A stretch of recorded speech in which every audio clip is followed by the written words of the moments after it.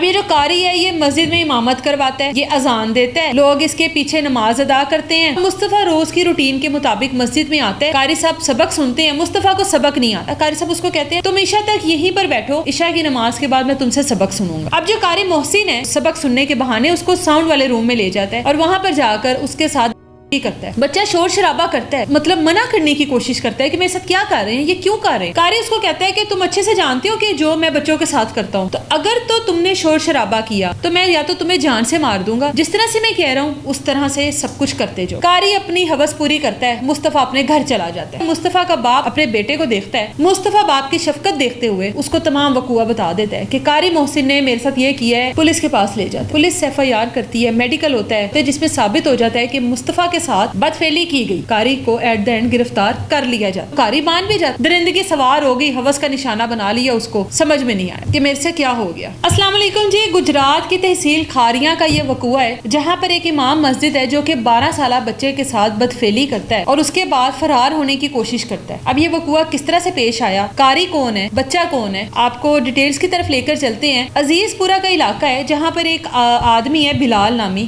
جو کہ محنت مزدوری کرتا ہے اور اس کا بیٹا ہے 12 سال کا مصطفیٰ. اب یہ بندہ جو ہے بلال محنت مزدوری کر کر اپنے گھر کا سرکل چلا رہا ہے, اپنے بچے کو پال رہا ہے, اور اس بچے کی جو روٹین ہے وہ یہی ہے جو کہ عام روٹین میں تمام تر بچوں کی ہوتی ہے. صبح اسکول جانا, پھر اکیڈمی جانا, اور اس کے بعد مغرب سے لے کر عشاء تک قریبی مسجد میں نماز ادا کرنی اور اس کے بعد سپارات پڑھنا. یہی روٹین ہے علاقے کے.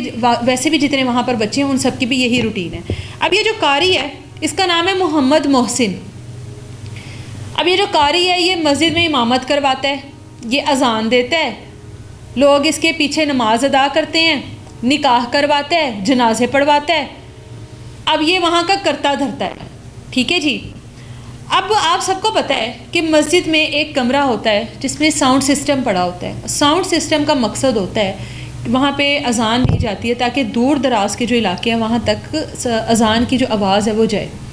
اب مصطفیٰ روز کی روٹین کے مطابق مسجد میں آتا ہے, مغرب کے ٹائم نماز ادا کرتا ہے. قاری صاحب سبق سنتے ہیں, مصطفیٰ کو سبق نہیں آتا. قاری صاحب اس کو کہتے ہیں تمہیں سبق نہیں یاد ہے, تم عشاء تک یہیں پر بیٹھو, عشاء کی نماز کے بعد میں تم سے سبق سنوں گا. مصطفیٰ بیٹھ جاتا ہے اور سبق یاد کرنے لگ جاتا ہے. عشاء کی اذان ہوتی ہے, نمازی آتے ہیں, نماز ادا کرتے ہیں. نماز ادا کر کے تمام تر نمازی جو ہیں وہ مسجد سے چلے جاتے ہیں. اب مسجد میں رہ گیا قاری محسن اور مصطفیٰ. اب جو قاری محسن ہے وہ مصطفیٰ کو لے کر اس ساؤنڈ والے کمرے میں چلا جاتا ہے, وہاں پر جا کر اس کو سبق سننے کے بہانے اس کو ساؤنڈ والے روم میں لے جاتا ہے اور وہاں پر جا کر اس کے ساتھ کرتا ہے. ہوس اس کے سر پر سوار ہوتی ہے اور یہ اپنی ہوس کا نشانہ اس 12 سالہ بچے کو بناتا ہے.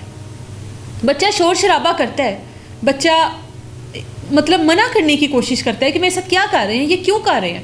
قاری اس کو کہتا ہے کہ تم اچھے سے جانتے ہو کہ جو میں بچوں کے ساتھ کرتا ہوں, میں ان کو ڈنڈوں سے مارتا ہوں, تھپڑوں سے مارتا ہوں جو بچے سبق یاد نہیں کرتے, تو اگر تو تم نے شور شرابہ کیا تو میں یا تو تمہیں جان سے مار دوں گا, جس طرح سے میں کہہ رہا ہوں اس طرح سے سب کچھ کرتے جو. اب وہ جو بچہ ہے 12 سال جس کی عمر ہے اس کو کتنی عقل ہوگی, وہ جو پارا پڑھنے آیا ہوا ہے اس کو کیا پتا کہ جو قاری جس نے مجھے دین کی تعلیم دینی ہے اس کے سر پر تو اس ٹائم شیطان حاوی ہے, اس کے سر پر تو ہوس سوار ہے, وہ تو مجھے اپنی ہوس کا نشانہ بنا رہا ہے. قاری اپنی ہوس پوری کرتا ہے, مصطفیٰ اپنے گھر چلا جاتا ہے. وہاں پر مصطفیٰ کا باپ اپنے بیٹے کو دیکھتا ہے, اپنے بیٹے کی حواس باختہ بیٹے کو دیکھتا ہے, ہوائیاں اڑی. بیٹے سے پوچھتے ہیں کیا ہوا ہے تمہیں, یہ کس حلیے میں ہو, کس حال میں گھر آئے ہو. بیٹا کہتا ہے کچھ نہیں, اس کو ڈرایا گیا ہوتا ہے, اس کو دھمکایا گیا ہوتا ہے. وہ کہتا ہے کچھ بھی نہیں ہوا. باپ 1-2 دفعہ پوچھتا ہے, مصطفیٰ انکار کرتا ہے. باپ بیٹے کو کمرے میں لے کر جاتا ہے, بڑی محبت سے شفقت سے اس کو پوچھتا ہے کہ بیٹا کیا ہوا ہے, مجھے تم ٹھیک نہیں لگ رہے, کوئی مسئلہ ہے, طبیعت خراب ہے, مجھ سے شیئر کرو. مصطفیٰ باپ کی شفقت دیکھتے ہوئے اس کو تمام وقوع بتا دیتا ہے کہ قاری محسن نے میرے ساتھ یہ کیا ہے, مغرب کے ٹائم میں گیا, مغرب سے لے کر عشاء تک مجھے رکھا, سبق نہیں سنا بلکہ سبق کی جگہ میرے ساتھ درندگی کی. باپ یقین نہیں کرتا پہلے کہ وہ قاری, اس کی تو بڑی یہاں پر عزت ہے, لوگ اس کو بڑا مانتے ہیں, یہ قاری کیسے کر سکتے ہیں ایسا.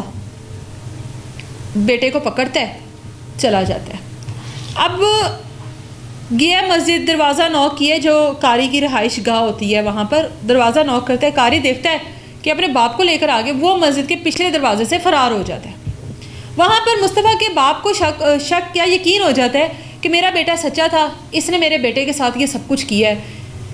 پولیس کے پاس لے جاتا ہے. رپورٹ کروانے لے جاتا ہے، پولیس ایف آئی آر کرتی ہے، میڈیکل ہوتا ہے، ڈی ایچ کیو ہسپتال میں مصطفیٰ کا میڈیکل ہوتا ہے جس میں ثابت ہو جاتا ہے کہ مصطفیٰ کے ساتھ بدفعلی کی گئی ہے۔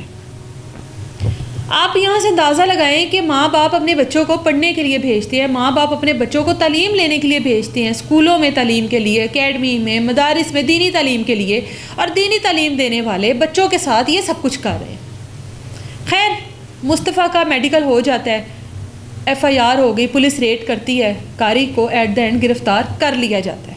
قاری کو آپ ساتھ ساتھ اسکرین پر بھی دیکھ رہے ہیں۔ اب گرفتار ہونے کے بعد قاری سے تفتیش کی جاتی ہے تو قاری مان بھی جاتا ہے کہ جی میرے سر پر تھوڑا شیطان آ گیا تھا، درندگی تھی، درندگی سوار ہو گئی، ہوس کا نشانہ بنا لیا، اس کو سمجھ میں نہیں آیا کہ میرے سے کیا ہو گیا۔ یہ تھا یہ سارا وقوعہ جو کہ عزیز پورہ کے علاقے میں گجرات کا ہے، یہ وہاں پر یہ پیش آیا۔ کہاں بھیجیں گے والدین اپنے بچوں کو؟ دین کی تعلیم لینے کے لیے بھیجا ہے کہ ہمارا بچہ دین کی تعلیم سے دور نہ ہو جائے، بھیجا جاتا ہے۔ بہت بار ہم لوگ سن چکے ہیں مدارس کے واقعات، اسکول کے، کالجز کے، اکیڈمیز کے، بہت بار سن چکے ہیں۔ مجبوری ہے، ماں باپ نے بھیجنا ہے، اپنے بچوں کو بھیجنا ہے، پڑھانا ہے، دین کی تعلیم دینی ہے، دوسری تعلیم دلوانی ہے، لیکن کب تک ماں باپ اپنے بچوں کے ساتھ اس طرح سب کچھ ہوتا دیکھتے رہیں گے؟ یہ صرف پاکستان میں نہیں ہے، یہ ہر جگہ پر ہے۔ ہر جگہ پر کبھی نہ کبھی کسی نہ کسی استاد کے، قاری کے سر پر ہوس سوار ہو جاتا ہے، شیطان آ جاتا ہے، یہ سب کچھ ان سے ہو ہی جاتا ہے۔